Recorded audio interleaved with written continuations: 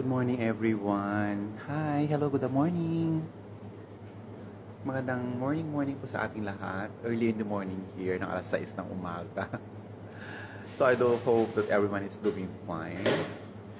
Maaga kasi kami ngayon dahil meron kami urgent na gagawin. Let's mag-coffee lang ako sandali.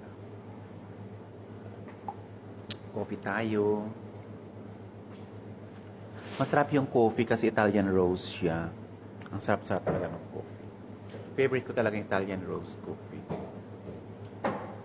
Parang, pag nag-coffee ka sa umaga, parang lahat talaga ng mga buto-buto mo, lahat ng mga utak mo, di ba? Gumagana. Yung coffee na yung favorite ko talaga. Pero may ibang coffee, hindi ko alam yung may ibang brand. Pero yan, favorite ko talaga. Yan talaga yung pinakagusto ko sa lahat. Yung parang maganda yung aking pakiramdam. Saka parang kompleto yung yung aura ng araw mo, ganun. Of course, ang gamit ko ay blue mug. It's my favorite color. Blue, it represents success. Blue represent money. Blue represent good vibes. Kaya, laging may blue.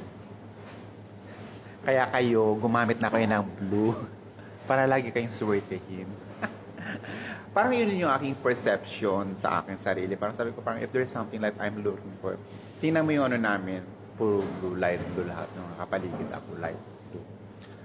Ang sarap ng feeling, di ba? Parang nandun lahat ng mga favorite mo, ang saya-saya ng pakiramdam mo, ang sarap ng ambience. Parang masarap magtrabaho, parang magaan, kasi lahat yung nakikita mo ay gusto mo, parang ganun. Yun lamang po, marami pong salamat po sa inyo. Nagpag-vibes lang po ang bawat sa atin. Magiging okay lang po sana tayo. I hope everything is fine today. Talk and Text Philippines. Magiging okay na pag makausap ko na si Miss Marian. Kahapon ko pa siya kinukontak pero busy siya. Pero kanina sabi sa akin, Sir, today, sabi niya, I hope everything is doing well. Sana magiging okay na po lahat ang bawat sa atin.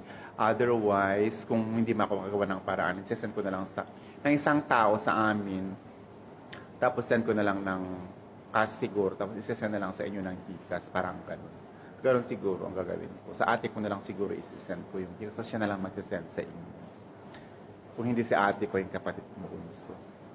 Ganun na lang siguro ang gagawin ko para sa ganun. Magiging okay na pong bawat sa atin, then after the time, para hindi kayo ma-delayed bago, at least matapos na yan, bago mag-27 lahat, 27 or 28, ganun, para February talagang okay na yung bawat ang natin, ng ating mga promos, kung ano pa mga susunod na gagawin natin.